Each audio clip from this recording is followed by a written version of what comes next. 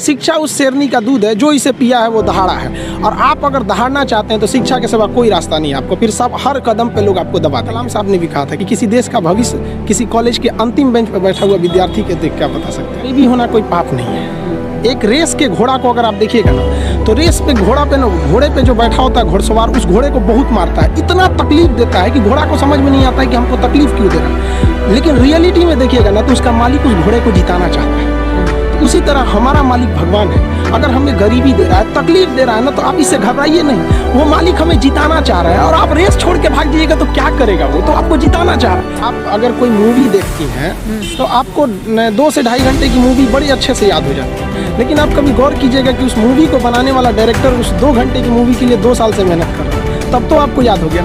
तो उसी तरह की स्टूडेंट जो होता है ना, उसके मेहनत को कम करने के लिए एक टीचर को मेहनत करना पड़ेगा, उसे प्रेजेंटेशन देना पड़ेगा, उसे अपनी भाषा में बताना पड़ेगा कि एक लड़का जो है वो भोजपुरी बेल्ट का है। भोजपुरी वालों को तो पहले ये लगता है कि हम बहुत पीछे हैं। अरे भाई, तुम नहीं पीछे हो, जितना एक CBSE ICSE बोर्ड का जानता है उतना ही तुम जानते हो। बल्कि ये जो गांव के लड़के ये ज़्यादा मेहनत करते हैं, 20-20 किलोमीटर साइकिल चला के आते हैं। किसी शहर के लड़के के लिए पॉसिबल नहीं है उतना, तो ये ज़्यादा मेहनत करते हैं। स्टूडेंट्स की सफलता में 3 चीज़ का योगदान होता है। एक उनके गार्जियन का योगदान होता है, गार्जियन को भी हर पल उसको डर बना के रखना चाहिए कि भैया तुम पढ़ो इसको। दूसरा टीचर्स का होना चाहिए, टीचर्स उसके अंदर फ्रेंडली होने चाहिए, अच्छे से समझाना चाहिए, और खुद स्टूडेंट्स का।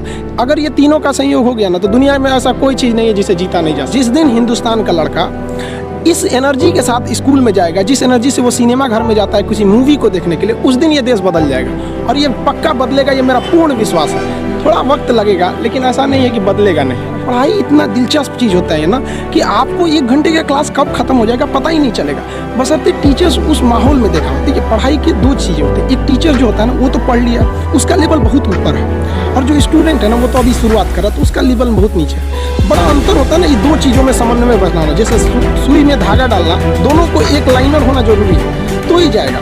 इसलिए क्या करना है कि टीचर्स को अपने लेवल को थोड़ा सा नीचे लाना। उसके लिए आसान है टीचर को कि भाई जो समझा रहा है बड़े लैंग्वेज में, उसको देहाती लैंग्वेज या नॉर्मल लैंग्वेज में समझाए, अपने लेवल को थोड़ा सा नीचे।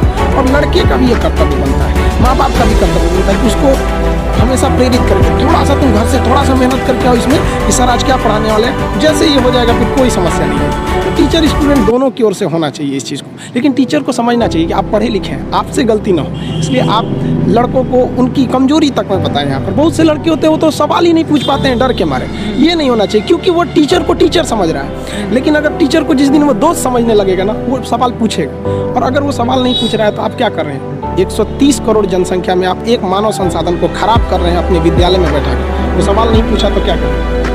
मेरे लाइफ का एक ही प्लान है कि भाई जो स्टूडेंट्स हैं ना, स्टूडेंट्स ये इस देश को बदल सकते हैं।